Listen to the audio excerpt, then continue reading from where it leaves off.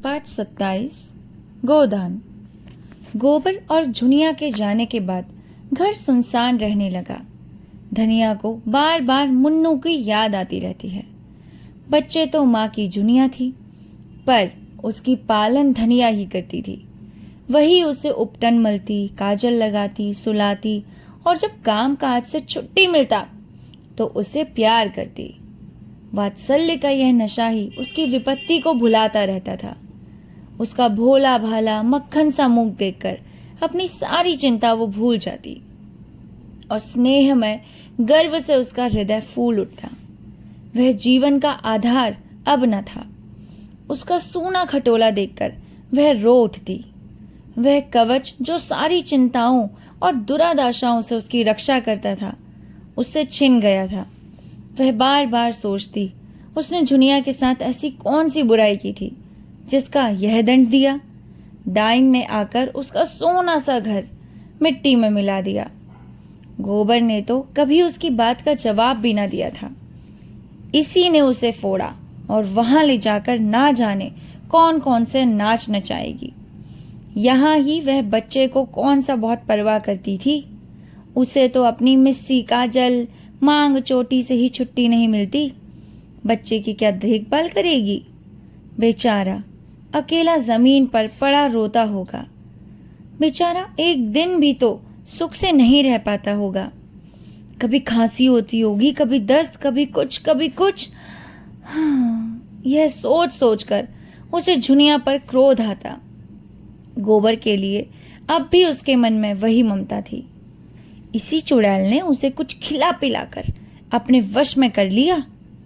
ऐसी मायाविनी ना होती तो यह टोना ही कैसे होता। कोई बात ना पूछता था, भौजाइयों की लातें खाती थी।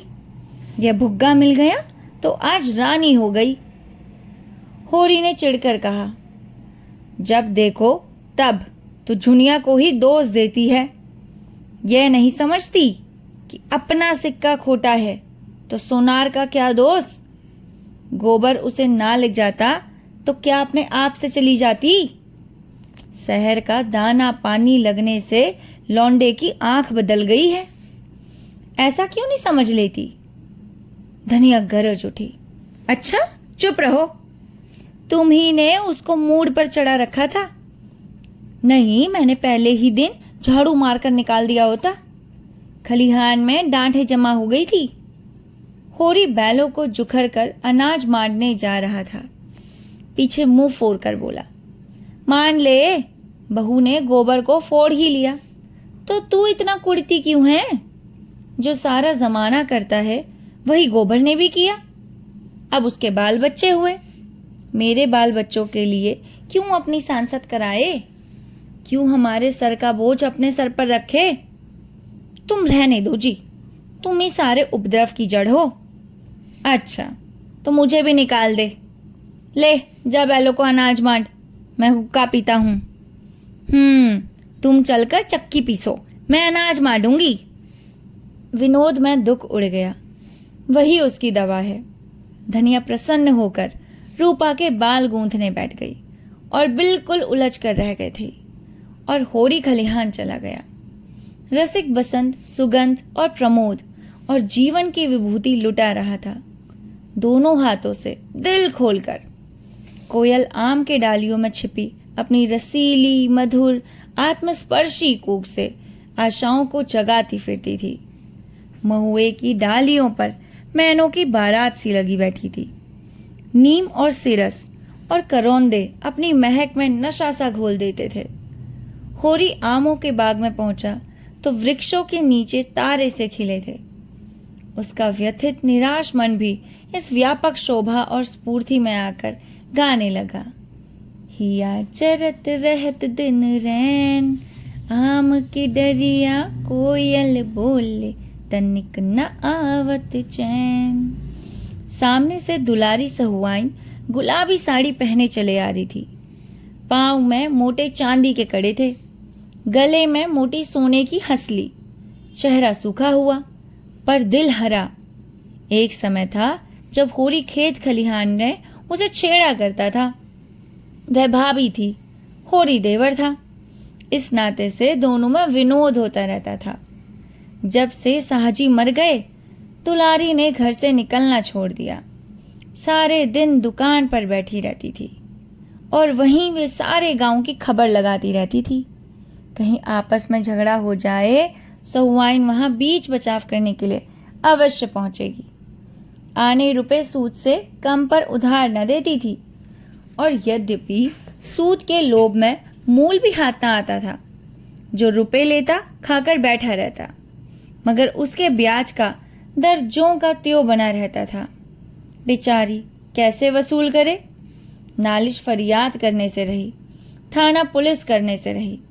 केवल जीभ का बल था, पर जैसे जैसे उम्र के साथ जीभ की तेजी बदलती जाती थी, उसकी काट घटती जाती थी। अब उसकी गालियों पर लोग हंस देते थे और मजाक में कहते, क्या करेगी रुपए लेकर काकी? एक को एक कौड़ी भी ना ले जाने देगी। अरे साथ थोड़े लेके जाएगी तो कुछ भी। गरीब को खिला पिलाकर जितना असीस मिल सके ले ले, यही परलोक में काम आएगा। और दुलारी परलोक के नाम से बहुत जला करती थी। होरी ने छेड़ा, अरे आज तो भाभी तुम सचमुच जवान लगती हो। सहुआइन मगन होकर बोली, आज मंगल का दिन है, नजर न लगा देना। इसी मारे मैं कुछ पहनती ओढ़ती नहीं। घर से निकली तो सभी घूरने लगते हैं, जैसे कभी कोई मेहरिया देखी ना हो। अरे पटेश्वरी लाला की पुरानी बान अभी तक नहीं छूटी। होरी ठिठक गया। बड़ा मनोरंजक प्रसंग छिड़ गया था। बैल आगे निकल गए। वह तो आजकल बड़े भगत हो गए हैं, देखती नहीं हो? हर पूरनमासी को सत्यनारायण की कथा सुनते हैं और दोनों जून मंदिर में दर्शन करने जाते हैं। हाँ, ऐसे लंपट जितने होते हैं सभी बूढ़े होकर भगत बन जाते हैं। कुकर्म का प्रायश्चित तो करना ही पड़ता है। अब पूछो, मैं अब बुढ़िया हुई, मुझसे क्या हंसी? अच्छा, तुम अभी बुढ़िया कैसे हो गई भाभी? मुझे तो अभी अच्छा, चुप ही रहना, नहीं 150 गाली दूंगी। लड़का परदेश कमाने लगा, एक दिन नेवता भी ना खिलाया। सेंत मेंत में भाभी बताने को तैयार। अरे मुझसे कसम ले लो भाभी, जो मैंने उसकी कमाई का एक पैसा भी छुआ हो। ना जाने क्या लाया, कहाँ खर्च किया, मुझे कुछ भी नहीं पता। बस एक जोड़ा धोती, एक पगड़ी मेरे हाथ लगी। अच्छा, कमाने तो लगा, आज नहीं कल घर संभालेगा ही। भगवान उसे सुखी रखे। हमारे रुपए भी थोड़ा थोड़ा देते चलो, सूद ही तो बढ़ रहा है। अरे भाभी, तुम्हारी एक एक पाई दूंगा, हाथ में पैसे आने दो, और खा ही जाएंगे तो कोई बाहर के तो नहीं है, तुम्हारे ही तो हैं।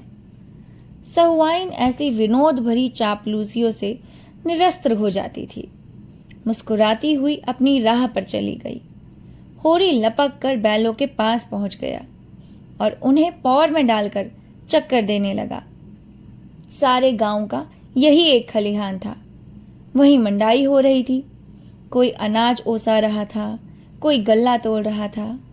नाई, बारी, बढ़ई, लोहार, पुरोहित, भाट भिखारी सभी अपने अपने जेवर लेने के लिए जमा हो गए। एक पेड़ के नीचे चिंगूरी सिंह खाट पर बैठे अपने सवाई उगा रहे थे। कई बनिए खड़े गल्ले का भाव ताव कर रहे थे। सारे खलिहान में मंडी की सी रौनक थी। एक खटकिन बेर के मकोए बेच रही थी और एक खोंचे वाला तेल के सेव और जलेबियां लिए फिर रहा था।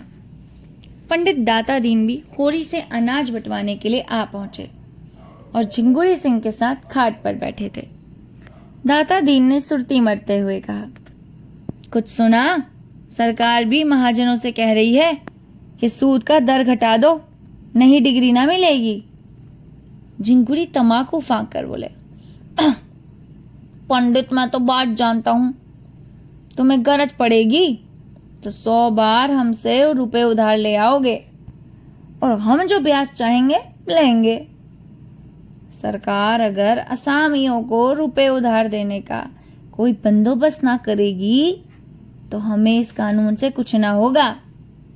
हम दर कम लिखवाएंगे, लेकिन 100 में 25 ही काट लेंगे।